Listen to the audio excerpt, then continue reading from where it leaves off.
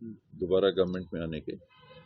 बल्कि अभी तक तो जो रिपोर्ट्स आ रही हैं वो छत्तीसगढ़ कांग्रेस को ही दिया जा रहा है। पर मेहनत करने की हमेशा ज़रूरत रहती है। अति विश्वास में नहीं रहना चाहिए, अति आत्मविश्वास में नहीं रहना चाहिए और मेहनत करने की ज़रूरत है। सरगुजा से इस बार क्या नतीजे रहेंगे? पिछली बार क्लीन स्वीप था आपका। सरगुजा जिले में 3 था, संभाग में 14 में 14 थी। तो इस बार 14 में 14 तो बहुत कठिन है। हमेशा कभी भी 14 में 14 आज तक नहीं हुआ। पिछले बार हो गया था। 14 में 14 तो मुश्किल। अभी तो फिलहाल आप डिप्टी सीएम हैं, लेकिन जैसे आप कह रहे हैं कि आपकी रिपोर्ट्स कह रही हैं, पार्टी की रिपोर्ट्स कह रही हैं कि सर वापसी हो रही है, सीएम बनने के कितने चांसेस आपको दिख रहे हैं? मैंने सुना अभी आप अंगूठी पहन रहे हैं आज की। ये कई दिनों से अब तो धारण हो गया है। सामान्य रूप से जो मुख्यमंत्री हैं वो अगर लीड कर रहे हैं चुनाव में, मुख्यमंत्री बने हुए हैं और चुनाव में हम जा रहे हैं और जीत के आते हैं, पहला नंबर तो उनका आएगा।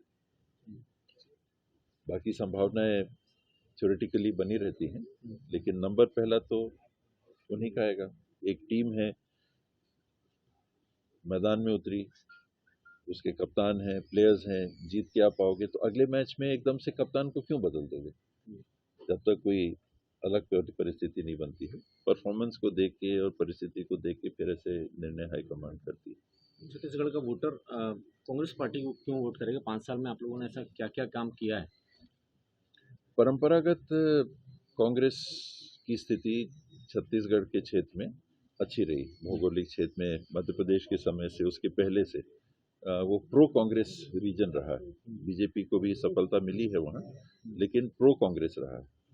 वहाँ का वोट शेयर मोटा मोटी आप पकड़िए 32-35% दोनों पार्टी के स्टेबल वोट दिखते हैं और 10% फ्लोटिंग वोट है।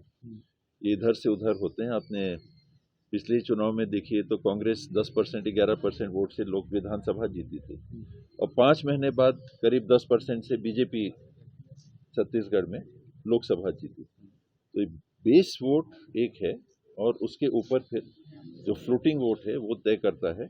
कभी ये 1% 2%, अमूमन 1% 2% विधानसभा में रहता है। 1% 2% वोट डिफरेंस छत्तीसगढ़ में, और गवर्नमेंट बनती रही।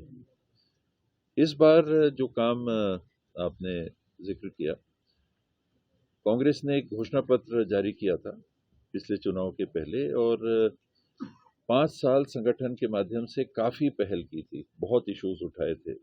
राशन की बातें थी, राशन में घपले की बातें थी, नसबंदी कांड हुआ था, आँख फोड़वा कांड जिसको कहते हैं कि ऑपरेशन के बाद मैंने पहले नहीं सुना कभी कि मृत्यु लोगों की हो गई, कि मोतियाबिंद के ऑपरेशन के बाद लोगों की मृत्यु की बातें आई थी। तो कांग्रेस ने अच्छे तरीके से उन बातों को उठा के अपने आप को एक विकल्प के रूप में प्रस्तुत किया था। बीजेपी खराब है इसलिए हमको वोट दो के अलावा कि हम ये आपके लिए करेंगे, और उसमें से कई चीज़ों में कांग्रेस ने डिलीवर किया। खास करके किसानों के लिए अगर आप देखिए तो हिंदुस्तान में कहीं भी वहाँ धान की खेती ज़्यादा होती है।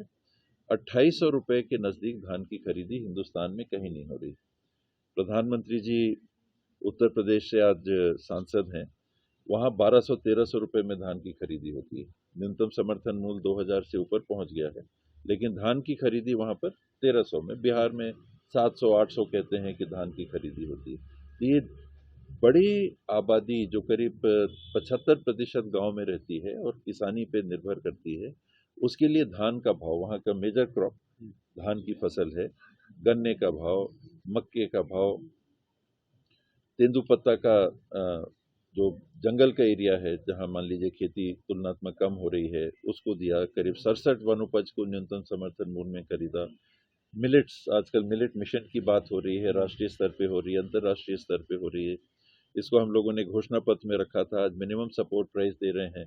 और जहाँ ये रागी, कुटकी, कोदो, ये मिलेट्स हैं, उसकी खेती नहीं के बराबर होती थी, और ये होती है ऐसे खेतों में जहाँ धान आप नहीं लगाते, ऊंचे खेतों में।